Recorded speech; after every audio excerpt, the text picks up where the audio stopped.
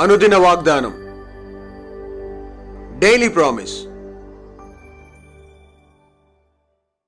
దేవునామానికి మహిమ కలుగును గాక. మన ప్రభువుకు రక్షకుడైన యేసుక్రీస్తు వర్షంలో మీకు నా హృదయపూర్వక వందనాలు తెలియజేస్తున్నాను.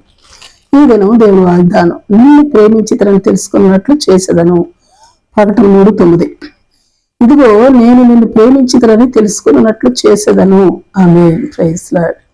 ఎవరికి తెలియచేస్తానని దేవుడు సెలవిస్తా ఉన్నారు? సాతాను సమాజపు వారికి. వారెవరు? యూదులు కాకయే, అంటే దేవుని ప్రజలు కాకపోయినను మేమునే యూదులమే అని, లేక దేవుని ప్రజలమే అని అబద్ధం ఆడువారు. అట్టి వారిని సాతాను సమాజపు వారు అని అంటున్నాడు.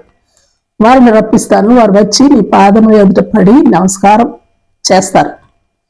అంతేకాదు, నేను నిన్ను ప్రేమించితిని అని వారందరూ తెలుసుకునేలా చేస్తాను అని అంటున్నారు ప్రభు. Praise lord.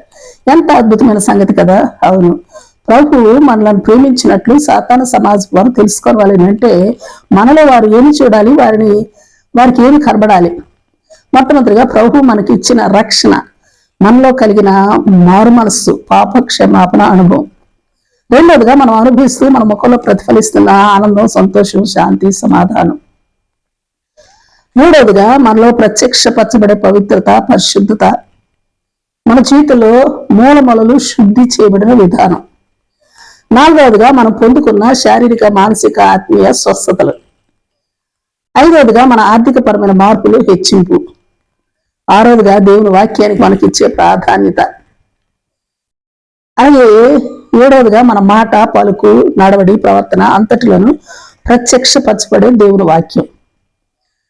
ఎనిమిదవదిగా మరి ముఖ్యంగా మన శరీరాలు ఆయన రక్త ప్రోక్షణ క్రింద భద్రపరచబడే విధానం, మనం అనుభవించే స్వస్థత, ఆరోగ్యం. అలాగే మరో ప్రాముఖ్యమైన విషయం ఏమిటంటే ఆయన స్వార్థ కొరకు, ఆయన పరిచర్య కొరకు మనం చూపే శ్రద్ధ, మన సమర్పణ. అలాగే మన శరీరము, మన సంపద, మన సమయం, మన తలాంతులు, మన ఈవులు ఆయనకిచ్చుటలో మనం చూపే త్యాగం, సమర్పణ. ఇట్లా ఒకటేంటి, అనేకం నా జీవితంలో వారు అంటే సాతాను సమాజపు వారు చూచినప్పుడు మన పట్ల దేవుని ప్రేమ ప్రత్యక్షం అవుతుంది. Praise Lord. యోహాను 3:1 చూస్తే మనం దేవుని పిల్లలమని పిలువబడినట్లు తండ్రి మనకెట్టి ప్రేమను అనుగ్రహించున్నాం కదా.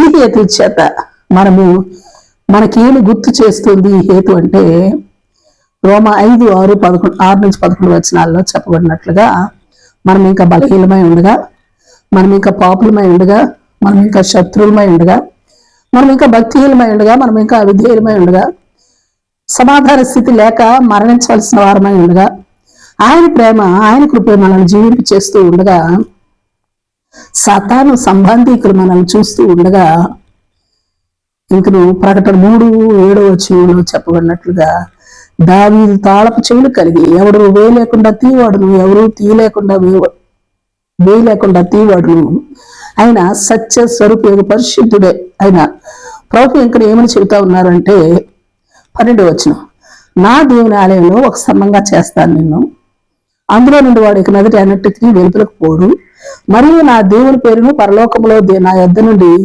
దిగి వచ్చిన నూతనమైన యెరూషలేము నా దేవుని పట్టణ పేరును, నా కొత్త పేరును దాని మీద రాసేదనని వాగ్దానం చేస్తూ ఉన్నారు. Praise lord.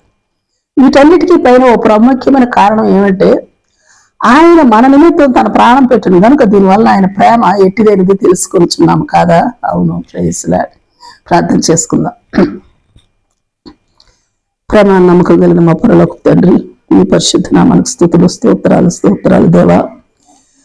మీరు మమ్మల్ని ప్రేమించితిరని మేము తెలుసుకుంటేను, మా జీవిత విధానము చూచిన సాతాను సంబంధికులు